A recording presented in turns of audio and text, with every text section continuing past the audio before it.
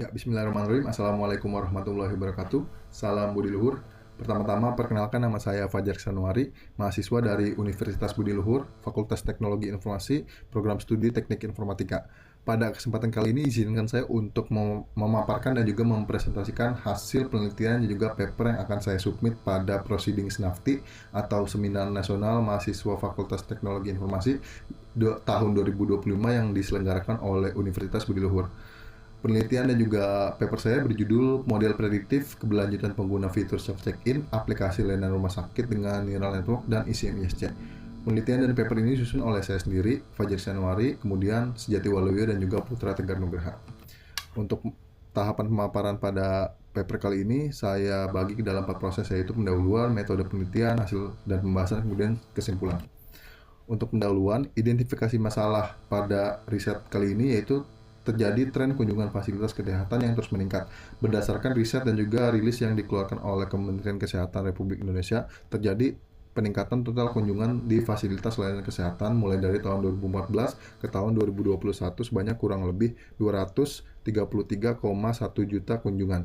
Ini sebanding dengan perbandingan yaitu sebesar 152% dari tahun 2014 ke tahun 2021. Kemudian, terkait tren peningkatan ini, rumah sakit perlu menyediakan dan terus meningkatkan layanan digital yang cepat dan efisien. Dan untuk meningkatkan layanan yang efisien, strategi bisnis dan operasional harus berbasis data perilaku pengguna aplikasi. Untuk latar belakang penelitian, kenapa self-check-in? Fitur self-check-in dinilai sebagai fitur yang inovatif dalam pergerakan transformasi digital di layanan kesehatan. Kemudian, kenapa prediksi keberlanjutan pengguna? Keberlanjutan pengguna dinilai sebagai salah satu indikator keberhasilan suatu fitur atau inovasi yang diterapkan pada sebuah platform. Kemudian kenapa neural network? Algoritma neural network berdasarkan penelitian-penelitian yang dilakukan sebelumnya berhasil atau disepakati memiliki akurasi yang optimal untuk prediksi data dan juga dapat menemukan pola-pola non-linear pada data yang diuji atau diteliti. Kemudian rumusan masalahnya, bagaimana membangun model prediksi keberlanjutan pengguna aplikasi layanan rumah sakit dengan neural network berdasarkan fitur self-check-in dan parameter ICM ISC. Kemudian bagaimana mendapatkan gambaran yang lebih akurat mengenai faktor-faktor yang mempengaruhi continuing intention atau keberlanjutan pengguna layanan digital kesehatan untuk meningkatkan layanan rumah sakit. Kemudian tujuan penelitiannya, membangun model prediksi keberlanjutan penggunaan aplikasi layanan rumah sakit berdasarkan fitur self-check-in dan parameter ICM ISC dengan metode neural network. Kemudian melakukan analisa dari hasil model prediksi tersebut untuk mendapatkan gambaran yang lebih akurat mengenai faktor-faktor yang mempengaruhi continuing intention pengguna layanan digital kesehatan untuk meningkatkan layanan rumah sakit. Manfaat penelitiannya, membantu rumah sakit atau instansi kesehatan mengetahui efektivitas fitur self-check-in, kemudian menjadi informasi tentang keberlanjutan penggunaan fitur tersebut. Dan yang terakhir, tambahan strategi bisnis dan operasional untuk meningkatkan layanan rumah sakit atau institusi kesehatan. Penelitian atau paper ini setidaknya berdasarkan 13 jurnal referensi penelitian sebelumnya.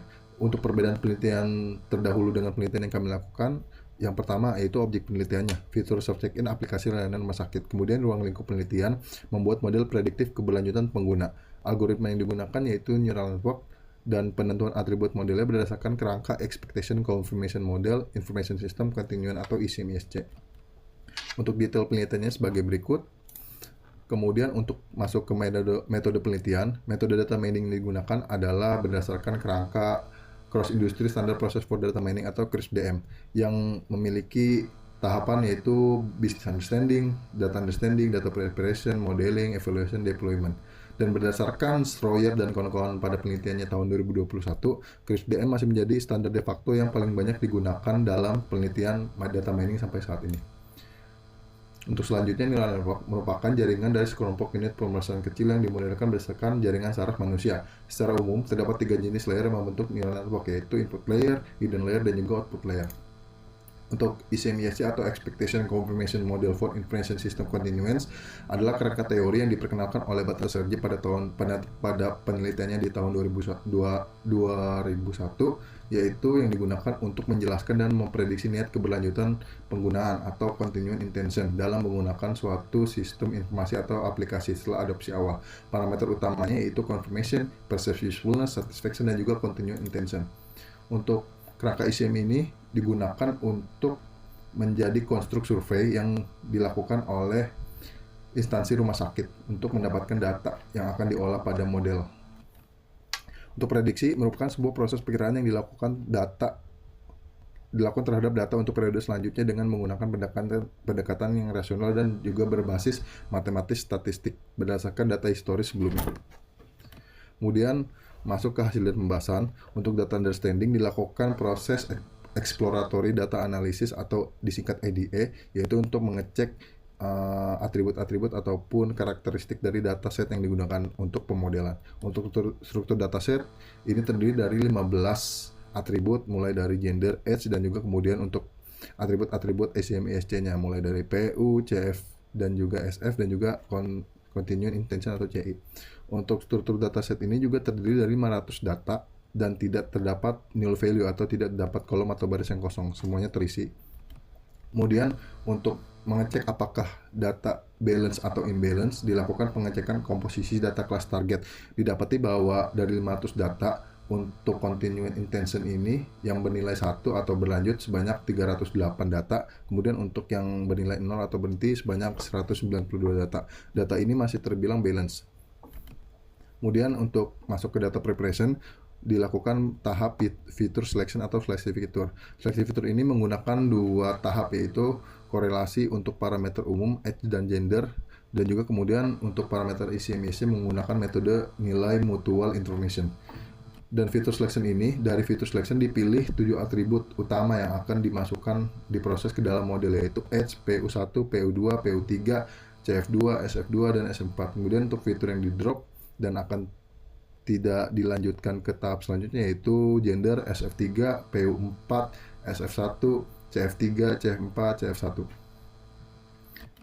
Kemudian setelah dilakukan fitur selection, dilakukan splitting data, yaitu memisahkan antara atribut independen dan atribut dependen, yaitu atribut independen age, PU, CF dipisahkan dengan atribut kelas targetnya, yaitu continuing intention. Kemudian selanjutnya dilakukan proses trend test split, yaitu pemisahan antara data latih dan data uji. Kemudian masuk ke tahap preprocessing atau normalisasi data. Normalisasi data menggunakan metode min-max scaler untuk menyetarakan skala fitur dalam rentang 0 dan 1. Normalisasi ini bertujuan untuk agar seluruh fitur memiliki skala seragam sehingga model dapat belajar secara optimal, terutama pada algoritma yang sensitif terhadap perbedaan skala seperti neural network ini. Kemudian masuk ke tahap modeling. Tahap modeling awal dilakukan dengan uji arsitektur single layer perceptron menggunakan nilai 50 epochs, 32 batch size, dan juga percobaan terhadap 3 optimizer, yaitu ada delta, Adam, dan gradient descent atau SGD. Didapati bahwa SGD menjadi optimizer dengan akurasi paling optimal, yaitu sebesar 77%. Kemudian dipilihnya optimizer SGD itu untuk dilanjutkan ke tahap setting hyperparameter selanjutnya. Dilakukan percobaan menggunakan nilai yang berbeda-beda untuk jumlah neuron pada parameter hidden layer 1 dan hidden layer 2. Kemudian didapati dari percobaan tersebut didapati bahwa model ini mendapati akurasi paling optimal di angka 98% dengan kombinasi hidden layer 1 sebanyak 18 neuron, hidden layer 2 sebanyak 7 neuron, dan optimizernya XGD.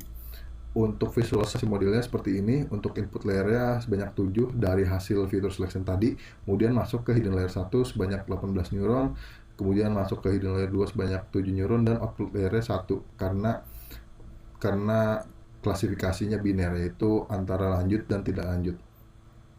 Kemudian masuk ke evaluasi model. Berdasarkan confusion matrix, model ini dapat memprediksi data bernilai true positif sebanyak 44, true negatif sebanyak 54, dan false positif sebanyak 2, dan untuk false negatifnya 0. Model ini memiliki akurasi sebesar 98%, dan berdasarkan learning curve, di sini terlihat bahwa tidak terjadi overfitting ataupun underfitting, bahwa trend dan juga validation berjalan seiringan. Kemudian setelah model dievaluasi, dilakukan tahap deployment, yaitu model disimpan dan juga diimpor ke dalam aplikasi prediksi untuk dilakukan pengujian data. Pengujian data dilakukan dengan cara menggunakan data uji dan variasi usia serta kombinasi nilai PU, CF, dan SF untuk memprediksi keberlanjutan pengguna fitur check-in. Di sini dilakukan beberapa tahapan seperti pada table, dan juga untuk ringkasan hasil pengujian prediksi datanya sebagai berikut. Masuk ke tahap kesimpulan, bahwa penelitian ini menunjukkan bahwa model prediktif keberlanjutan pengguna fitur self check-in pada aplikasi layanan rumah sakit dengan pendekatan neural network dan kerangka ICM-ISC berhasil dibangun secara efektif untuk memprediksi pola keberlanjutan pengguna. Hasil analisis mengungkap bahwa parameter Perceived Usefulness atau PU dan Satisfaction atau SF memiliki kontribusi paling dominan dalam mendorong keberlanjutan pengguna, dengan variasi pengaruh yang berbeda pada kelompok usia tertentu. Sementara parameter Confirmation atau CF memiliki kontribusi lebih rendah tanpa dukungan PU dan SF. Temuan pola tersebut dan juga hasil penelitian ini secara keseluruhan dapat menjadi dasar pengambilan keputusan dalam strategi bisnis dan pengembangan aplikasi fitur di masa mendatang, dan dapat membantu rumah sakit dan instansi kesehatan meningkatkan strategi layanan digitalnya berdasarkan perilaku pengguna. Berdasarkan kesimpulan tersebut, dapat disarankan beberapa hal ini untuk penelitian selanjutnya, yaitu 1. Menggunakan metode reduksi lain seperti Principal Component Analysis atau Independent Component Analysis untuk mendapatkan model yang lebih optimal.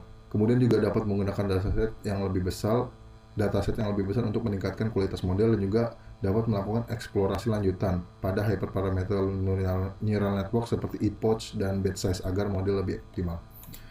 Sekian untuk presentasi dan pemaparan paper yang saya submit pada Snafti kali ini. Kurang lebihnya mohon maaf. Wassalamualaikum warahmatullahi wabarakatuh. Salam budi luhur.